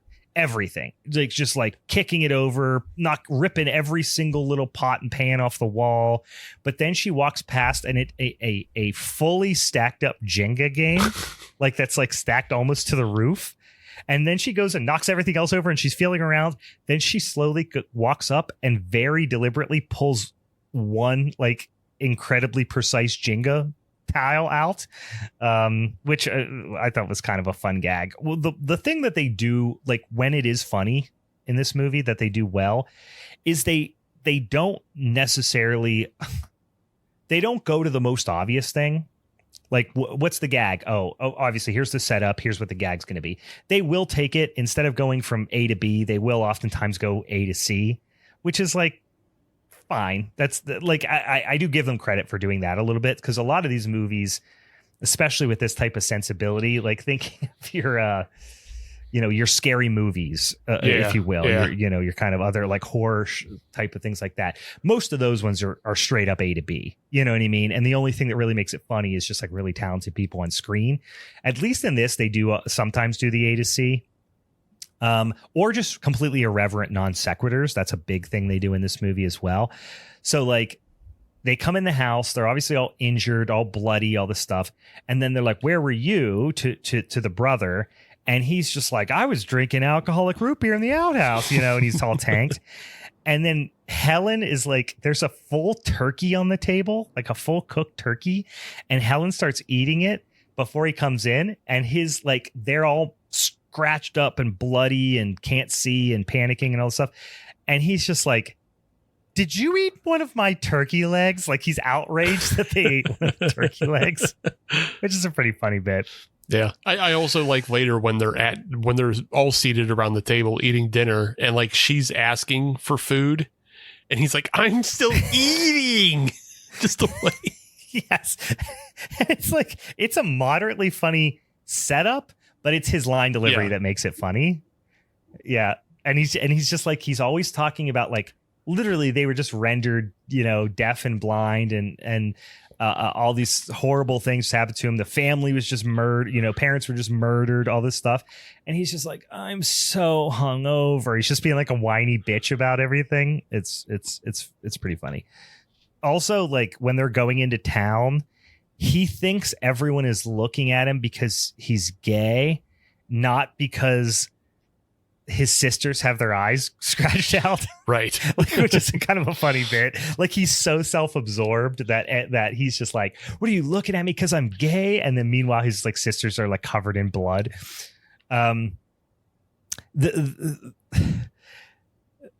town is just in modern day, right? Which is weird. Like they live out in a cabin in the, early 20th century in like, 1918 or something. And then they go into town and it's just the modern day. Like people might be wearing flannels and jeans, but then there's like Gatorade on the shelf behind. Yeah. Them. Like it's pretty thrown together. It's just that weird anachronistic, like thrown together. We didn't have a proper costuming department because they have most of the women in the diner scene are in petticoats and shit like that. Then there's just like one dude who's in shorts and flip-flops. Then all the other guys are wearing flannel. It's just, yeah. I mean, it's still supposed to be, the early 1900s or, late 1800s. And then the stock footage that they use as an establishing shot is like from a burger joint from the 1950s. Like it's a 1950s diner. Oh, yeah. It's like a car hop type of place. Yeah, it doesn't make any fucking sense at all. I mean, the joke is that the filmmakers are so just incoherently stupid that they just threw this together. Lazy, poor, or didn't care, or lazy, or just like so overly confident that they don't realize how stupid all their decisions are. Anyway, we meet we then meet Jonathan. So they go into town. There's this whole thing where like everyone at the diner's making fun of them, like relentlessly making fun of them, saying Helen Keller jokes, so it's this big juxtaposition. The funny part is when Helen is walking around and she's like, she's injured, but she's so hungry. So everywhere she goes, she's like looking for food and she's like, do I smell pie? And she's like, is that pie? And she's just walking around knocking over everything, assaulting everyone, injuring people, just searching for pie. And it goes on for so long that it becomes not funny. But for the first like minute it's happening, when she's going around going pie, not pie, not pie, pie, not pie, like as she touches things, it's like I said, it's funny for a second. They just kind of go too long with it. Like that's the joke, is stretching everything out. They do a scene right before this where you meet Barry Bostwick's character, whose name's Jonathan, and he's just this like kind of drifter guy whose family was murdered by Nightwolves, so he knows all the lore of Nightwolves and he knows how to beat the Nightwolves, but he's like a broken man because his, you know, it's this like, you know, interloper type of you know, character. There's a little that shows up in town. Yeah, there's a little bit of Quint in this character, especially in his a little bit, especially in his introduction, because his introduction is like you don't see him in the scene, but then out of nowhere you just hear and everybody turns to look, you know, just like Quint scratching the chalkboard. Everybody turns to look, and Barry Bostwick has a mouthful of apple, and he's just like. I'll tell you this is the thing I really do appreciate about this movie, is everyone, really, with very few exceptions, and especially Barry Bostwick, they are bought in 1,000%. Right. And they're really leaning in to the physical comedy and the silliness, and like nothing's tongue in cheek. It's all just very earnest silliness, which I appreciate. There's like a line when he's talking about I forget even who he's talking to, but he's like, it's Jonathan, it's Barry Bostwick's character. He's like, you're gonna have to tell your wife there's a new dish on the, or because he's like, oh, he's talking about the maybe it's the sheriff, but he's talking about going to the diner before they go to the diner. He's like, you're gonna have to tell him that there's a new dish on the menu and it smells like shit. Yeah. And he just like holds it for a super long time. I mean, that's what you're getting here. Like, it's funny, but it's just that gag a lot of times. But I feel like you said how, like, you know, he's obviously watched Family Guy. That's also Ross picked up The Wire and just like he saw the character Clay on The Wire, who's always just like, shit. He's like, that's hilarious too. I mean, yeah, I mean, there's not a lot that you haven't seen before in this movie, but just seeing it in this context makes it funny. There's a lot of non sequitur stuff. Like there's a weird, like what is supposed to be set up as like, I think like a a couple frames of like a geisha girl is like randomly spliced into the movie at a moment. There's just these little weird non sequitur things. I will tell you a joke that I did just kind of laugh out loud at that just caught me off guard. And it's so stupid. And I'm almost embarrassed how hard it made me laugh, but it's Barry Bostwick, which he cracks me up. Right, it's funny. Right. And they were like, when he comes up and he's introducing himself and he's talking about his wife and his kids were murdered by Nightwolves, and he's like, you know, he's this grizzled old, you know, guy, and they're like, and the gay brother who later on is constantly hitting on him is like, all right, well, thanks for this, you know, pep talk, you old fuck. We got to get to town, so if you'll get out of here, you hobo. And he's got like literally has a stick and bindle, and he's like, get out of here, you know, you blah blah blah, you old hobo or whatever. And Jonathan Barry Bostwick goes, no hobo. That's really quick. It's so quick and stupid. Yeah. It's so dumb. And I was just like, I don't know why. I just kind of laughed. I laughed against my will. Right. But it did crack me up. And then there's another one where they're trying to get rid of him. This whole scene's pretty funny when they introduce Barry Bostwick because he just comes out of the fucking woods or whatever. But they're trying to get rid of him. And Helen goes, gives this whole tirade about, you know, leave us alone, whatever. And then just goes, hit the bricks, fuck stick. Just a great insult. Just such a great dismissive. No. It's not her. It's the brother. It's the brother that goes, hit the bricks, fuckstick. Just a great line delivery. So yeah, he knows about the Nightwolves and all that stuff. He sits down and smokes weed out of an apple with the brother as well. And this is one of the parts that's just like, it's just filler. Literally, they sat down, like probably, two of the funnier people in the movie, which is the brother and Barry Bostwick. And they just kind of did bits back and forth at each other for about 5 minutes. That's the whole scene. Yeah. One of them that I wrote down, which I, again, laughed involuntarily at because it's not clever. It's just, it just is silly and made me laugh. He's like, that sucks, man. Like, your family's been killed. What have you been up to? He's like, I'm just making furniture. It's pretty much all I do. I make furniture. And he's like, yeah, if you could do anything in the world, I forget. I'm paraphrasing. If you could do anything in the world, what would you do? And he's like, I'd like to open my own furniture store someday. And they're like, oh yeah, what would you name it? And he's like, it would be my full name, Jonathan IKEA Furniture. It's like, so, I mean, the gag is obviously, the joke would have been his last name's IKEA. But in this instance, he delivers, I don't even know if this is in the script, but he delivers the line as if his full name is Jonathan IKEA Furniture, which is just dumb. Again, that's I might be giving them too much credit, but that was like one of those kind of A to C moments where I was like, you just shoot past the joke, you know what I mean, and go to something else stupid. I feel like that's probably a joke where, like, in the script, it's written as Jonathan IKEA, but then Barry Bostwick is like, let me try it this way, and then just gives it the full. I agree. It feels like it was punched up because then they do a follow-up joke about, him coming up with the idea, the brother coming up with the idea of like, why don't you make them put it together and it'll be 800 pieces and it'll destroy relationships and all this stuff. And you're like, Jesus Christ. Like now this is the most hackneyed bit I've ever heard in my life. But the Jonathan IKEA Furniture was the highlight of that whole scene. Yeah, I mean, this is like, these are fucking Simpsons bits here. Like the the boldness of the just like, we're not even going to make it seem like somebody would do this to make a movie.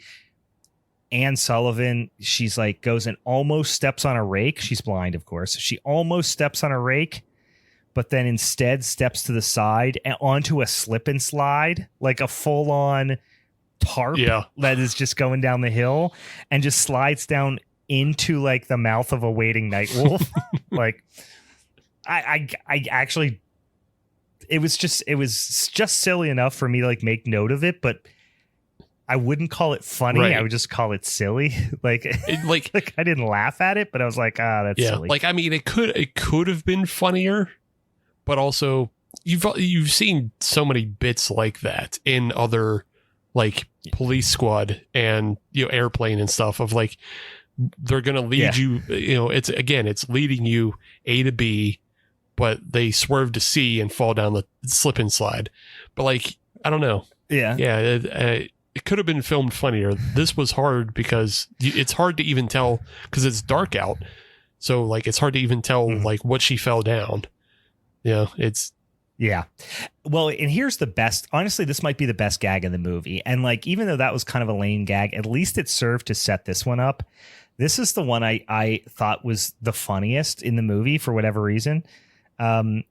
They then cut to, they have several little interludes where you get back to St. James Street James in his like, study and with his assistant and all this stuff. And he does little quick explanations of like why he did this and why he didn't do that. So it's almost like a, in the actor studio type of thing, or behind the scenes, whatever. And he explains that the real actress in the movie, which is to say the fake actress on the fake set of the fake movie within a movie kind of thing, really lost her leg via a wolf attack during that movie, during that scene. She was actually killed. And that she was actually killed. And he goes, I know. This was a genuinely funny line. I know it looked like a fake wolf, but it was actually a real wolf painted to look like a fake wolf. It's so stupid. The idea of someone getting murdered on a movie set by accident by a real wolf that was painted to look like a fake wolf. Painted to look like a fake wolf is just, that's the whole guy. It sounded like a Conan O'Brien era Simpsons gag. So I think that's really why it just stuck with me. I know it looked like a fake wolf, but it was actually a real wolf painted to look like a fake wolf. That was the best gag in the movie to me. I genuinely laughed out loud at that. Yeah, I mean, it's just such a series of preposterous things leading up to that, with just like the weird physical comedy, and then she dies, and like while she's dying, she's uttering like goofy lines. And then we got to cut that off to inform you that actress is actually dead, and here's why she's dead. So, like, yeah, it was almost Monty Python-ish. Yeah, it's a good bit of just building preposterousness. So, yeah. So, honestly, that was not only was that the peak of the movie for me, that was kind of I lost interest completely after that. Like the movie after that just could have ended there and I would have been happier. Like the last 20 to 30 minutes is like pretty boring. I thought there's a couple of okay scenes, but long story short, it's this whole like hero's journey thing. Helen goes and yells at everybody in the diner and tells the sheriff he's a piece of shit and that she's gonna have to destroy the Nightwolves and save the town, even though they're a bunch of assholes and are making fun of her for being blind. So she has this like big training montage. One of the only other bits really in the last, like I said, almost the last half of the movie, if not certainly the last third of the movie, was when she wipes shit all over Jonathan's face. Yeah. When she's tracking the Nightwolves and she's like, I found them, smell this. And she just wipes it all over his face. He's like, Nightwolf shit. It's odorless. That's how I could tell. Yeah. It's just like, I honestly got the feeling he maybe was just ad-libbing some of that. The joke then goes on to, she found it in an outhouse. So the joke was that she found human shit and had just wiped it on his face, and she's blind, so she didn't realize she wiped it on his face, and he's okay with it. And then the joke is she's saying it's Nightwolf shit, but she keeps saying things that would suggest that it's people shit. Right. So that's the joke. That's the A to the B. But I firmly believe Barry Bostwick is punching this up because he's suggesting that the things that would make it be human shit actually reinforces why it's Nightwolf shit. It's odorless. And it's It's odorless. And then he's like, I found it in an outhouse. And he's like, that means they've taught themselves to use outhouses. That means they're getting stronger. Yeah. And there's like a magazine. There's a magazine, and he's like, that means they're close. They've been reading this magazine. Once they finish the magazine, that means they're about 24 hours away or whatever. Like, that's why I said it feels like he was just improvising that. I'm not really sure if he was, but that was a good scene. I will say, like, you know, I just said the rest of the movie's trash, but that was pretty funny. Yeah. I mean, I'll say when he dies as well is also pretty funny. Because again, it's just him. Right. I mean, we're just saying Barry Bostwick's funny, which is like, duh. But like when he's dying, he's on the ground getting attacked by two taxidermied wolves, and he's just spouting these lines of like, for such a long time. Yeah. It's a long time of him just rattling off like why he's handsome, but he's like, but I'm not too handsome. Like I'm still in pretty good shape, but like, you know, like a real kind of grizzled, good-looking shape, but like people would respect me for looking this good. At my age, right. You're like, yeah, he's just, yeah. I mean, that's like, he really is. Like I said, there's some funny people in this, but like, especially the second half of the movie, like he's the only reason to keep watching at this point. But, there's a scene that, like, speaking of the Peter Griffin scraping his knee scene. Yeah. That they literally do that scene almost. Like I almost forgot until I saw this in the notes, but they do this big build up before she goes on her hero's quest. She's trained, she's strong, she's tracked the bad guys. Now she's gonna fuck Barry Bostwick. And so there's this whole thing about the scene where they're about to fuck, and she's doing this whole seductive thing where she's like, follow me to the bedroom, blah, blah, blah. And she's being very seductive, but also like fairly, how do I put it? Like kind of elegant in her movement, like graceful in her movements.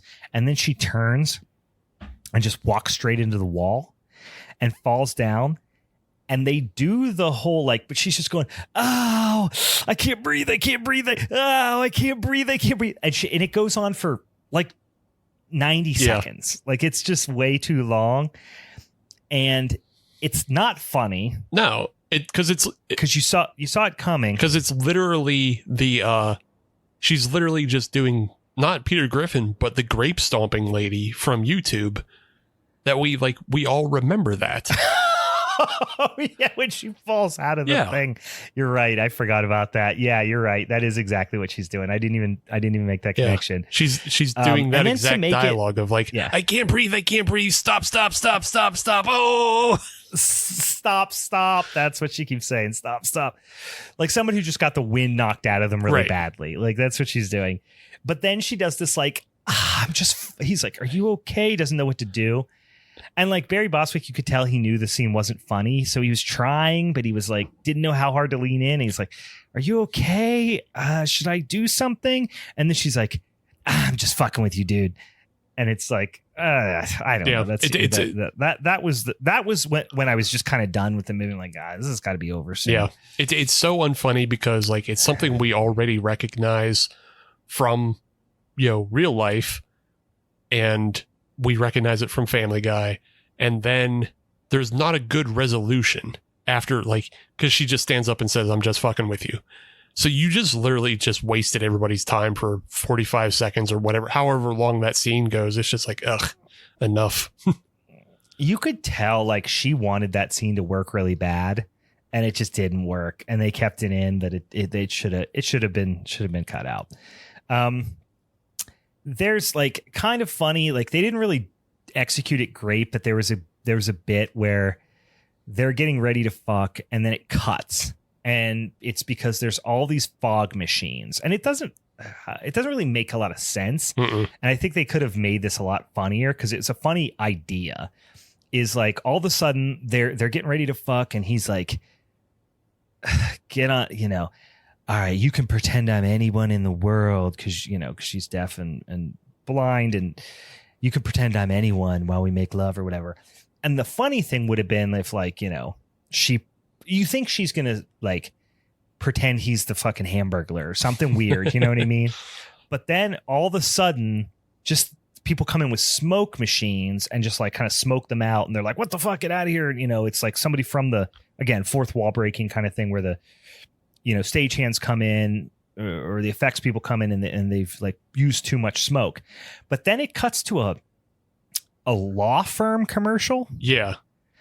And then the law firm, like the commercial's not funny. It's just like a parody of a cheaply made local law firm commercial. But then the St. James Street James comes on and goes to explain that, he made all this money off of a lawsuit with that lawyer because someone crashed into, like, he got in an accident and someone destroyed his fog machines, his fog machine collection or something.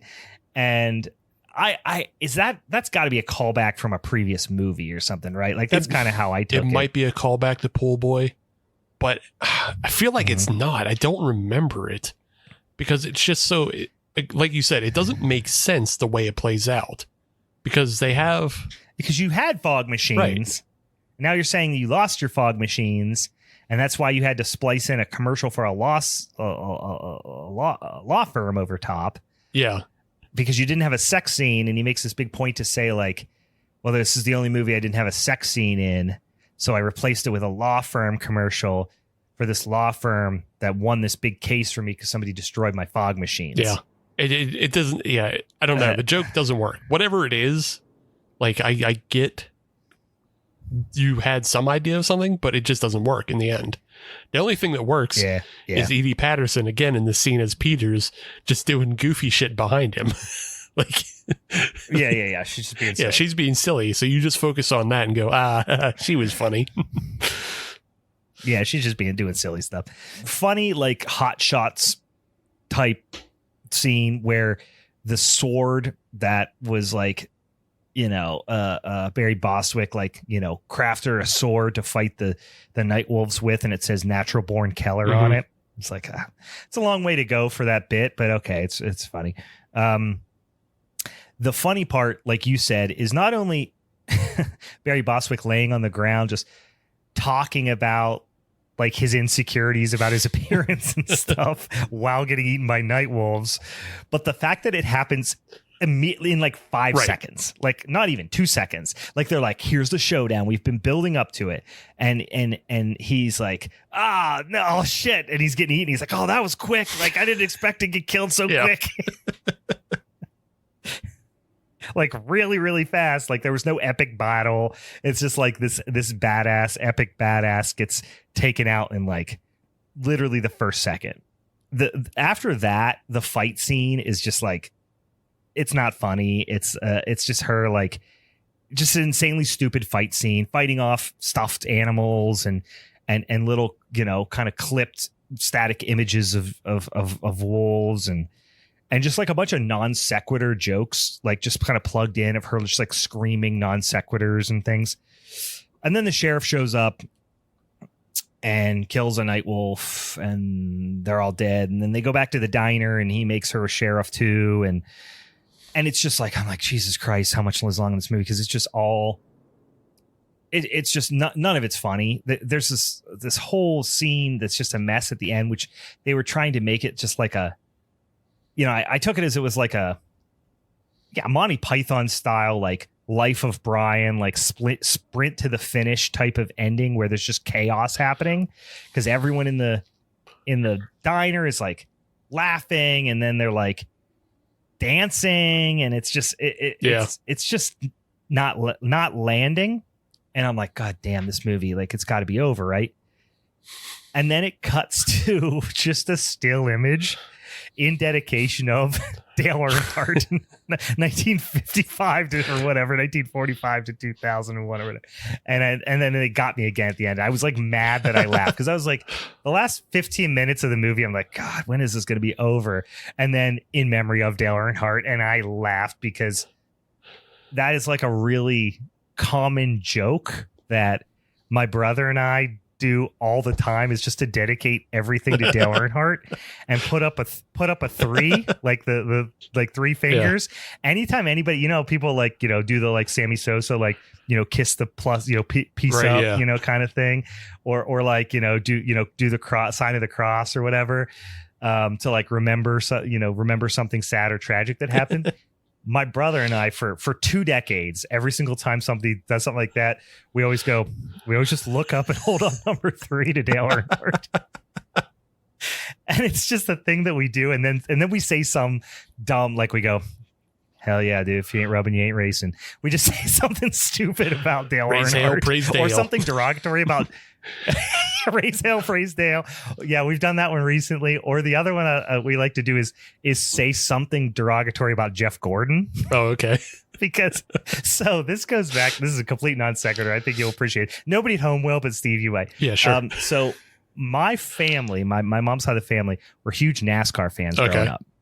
And they're like, listen, no disrespect, they're in a family, but they're pretty hardcore rednecks. Okay. And they are diehard NASCAR fans and specifically diehard Dale Earnhardt fans.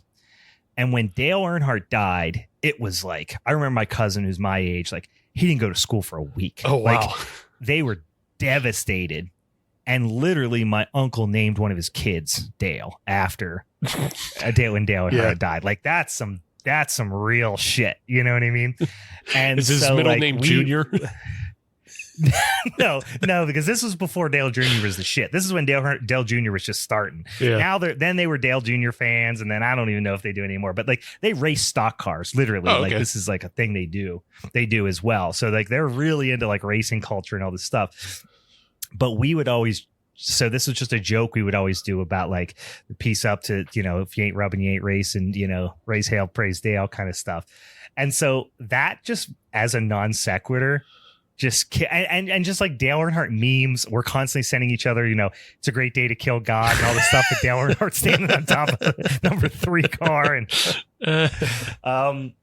so that just non sequitur just really hit home for me on a personal level. Yeah. So I like laughed out loud at in memory of Dale Earnhardt, because of course it means no fucking sense. We're talking about Helen, Keller, and Nightwolves, and all of a sudden in memory of Dale Earnhardt. Right? Yeah. Or like that meme. I literally just sent a meme to my brother the other day, and my other friend Adam. Like we send memes to each other and stuff all the time, where it's just like it's a picture of Dale Earnhardt making a mean face, and it's like, hey, can you just let, like, and it's like when someone suggests you should let your niece win 1 round of Mario Kart. It's just like Dale Earnhardt making a mean face. Oh man. So, and that's fucking it, guys. That was the movie. It's bonkers, and it's bonkers it's bonkers in a they care way. Like it's not made without care, you know what I mean, which I appreciate. It's slapped together, but it's very it's slapped together with a lot of love and care, I'll say. So I do appreciate it for that. Mm-hmm. They really wanted this to be funny. They really got funny people. They had some good bits. The writing is mediocre with a few good, you know, shining parts, but most of it is that, you know, they got some really talented people to deliver the bits and make them work. Yeah. I mean, we mentioned how like Alana has like good physical acting. And one of the ones that always catches me is just like when the Nightwolves first attack, she does a full lean back and then huge step to exit stage left to get off camera. It's the funniest fucking thing. Yeah. Well, and that's it. Like, I feel like we didn't talk about her a lot because she doesn't have a lot of, like, I'm remembering now going through my notes. She doesn't actually have a lot of good lines. She has a lot of good physical bits. Yeah. Like, or just like little nods and stuff like that. She's like I said, she's got such good like physicality and like physical comedy skills that like after somebody makes a joke that is like medium funny to not funny, and they'll cut over to her and she'll just kind of like do some like affirmative head gesture, right, and a wacky face, and it's funny. Right. You know what I mean? Yeah, there's like one of the funnier bits, and it's funny because it's so quick that you can miss it, is like there's a scene where they're all at the dinner table and she just imparts like some wisdom or delivers a line or something, and then she drinks a candle. She drinks a lit candle and like doesn't acknowledge it at all, but it's like because she's blind. Well, and not only is it a lit candle, it's one of those fucking battery powered candles. Yeah, like we're supposed to believe that it's like a real candle or something, but it is all just battery powered like Halloween decoration candles. Yeah, and I do think that, like, honestly, that's why I think that most of the funny parts of this movie were probably improvised or punched up by the performers like on set, because you could tell they had just like carte blanche to do whatever the fuck they wanted. And I mean, not to bag on her too much, but like as characters die off and you're left more and more with what's her name, Jessie Wilson or Jessie Wiseman. Right? Wiseman? Yeah, Wiseman. Yeah, the more you're left with Helen Keller, played by Jessie Wiseman, the less funny the movie is, because like she just doesn't have it. Like she doesn't have... No, she's a fine protagonist to just move the story forward, but all the funny parts are everybody else. I mean, she does a couple, like I said, the Jenga bit and stuff. Like she does a pretty good job with physicality, but like, yeah, she's not... a comedic performer on the same level as some of these other people. Yeah, which is why she only appears in Ross Patterson films. So, like, right. Yeah. Yep. Yeah, like I don't want to bag on her too much, but like, yeah, she like it's once it becomes hinged on her, you're just kind of like, ugh, all right. there's a pretty significant gap that you can tell in like experience and comic. Mm-hmm. In any case, would I suggest it? Nah, sure. If you're in a silly mood and you get some of that devil's cabbage, some of that jazz cabbage, and you roll yourself up a joint and you want to watch something silly and fall asleep halfway through, boy howdy, this is a great movie to do that on. But yeah, absolutely worth it for like a few of the bits that we've suggested. But we also did just spoil them for you, so whatever. Yeah. But that was your fault. You listened to the podcast, you dumbass. Dummy. Yeah, nice job, dummy. You ruined this YouTube only movie for yourself. Yeah. But no, like I said, I enjoyed it up until about the last 20 minutes, and then it became a little bit of a slog. But yeah, I'll say I wouldn't suggest it simply because his previous films are so much better. I'll say like definitely go watch FDR American Badass because it's all Barry Bostwick and Lin Shaye, because Lin Shaye plays Eleanor Roosevelt. So it's the two of them back and forth, and the plot is, it's World War II, except for Hitler and Hirohito and Mussolini are all werewolves. So okay, listen, I'm on board. I'm on board for that. I'll go watch that. And that does sound, you have more experience with this guy. So if you're going to watch that, go watch that on Tubi. That's probably a better use of your time. Okie dokie, guys, that's it. That's Helen Keller versus Nightwolves. Reminder, keep an eye out this week on the social medias. Go follow us on Instagram so you get the stories. Go follow us on the Twitter. So you see that poll when it comes up, because we need your help voting on that February showdown episode. Again, reminder, Stephen King adaptations, musical horror. It doesn't have to be a musical. It could just be a music themed about a band, about a musician, whatever. Or just broadly best novel adaptations. So interested to see if we get one of them literary topics this time around. If you also have suggestions for any of those three, or perhaps even after the voting has completed, if you have some suggestions for us on the topic that won and say, hey, you might not have thought about this movie, check it out. Please let us know, because we're always looking to figure out what the competitive advantage we might get out there from a movie that we might not be thinking about. So, cool. Steve, anything else you forget about? Tune in next week because we'll be making up our December punishment with House 2. Oh yeah, that'll be fun. Old friend Brandon Getz from the that was on our December showdown episode, and repeat guest, old friend. He gave us a showdown episode. He's going to join us to talk about his punishment episode. So we get a little bit of a gap there, so we can give Brandon a break from us, and then he's going to come back, and he's been kind enough to come talk to us about House 2. And I got very excited on the last episode. It took me a moment, because when somebody said House 2, I heard Houseu, and I got really excited, and I thought it was going to be about Houseu, but no, it's House 2, which is also fun. And listen, anybody when you start talking Cheers cast members, I'm on board. I haven't seen House 2 in a while. I remember it's pretty bonkers, and there's a lot of wacky puppets popping out of closets and shit like that, as I recall. So that should be fun to talk about. Okay. Oh, yeah. Anything else we should talk about here? Nah, man, that's it. We did good. That's it. That's the podcast. All right. Well, that being said, like I said, check us out on the social medias. And also, I didn't mention at the top of the show, but if you want to go on to your podcatcher app, you want to be, just be a dude, be a pal about it. Go rate us on Apple Podcasts or on Spotify or whatever. Give us 5 stars and write a little, hey, this is a cool podcast. And if you do that and you send me a DM, or Steve a DM, and say, hey, I reviewed your show, you guys are all right, I'll send you some fucking stickers in the mail. If you got a place to put a sticker, right? You're looking at a boom box, right? You're looking at a desk. You're looking at a cooler.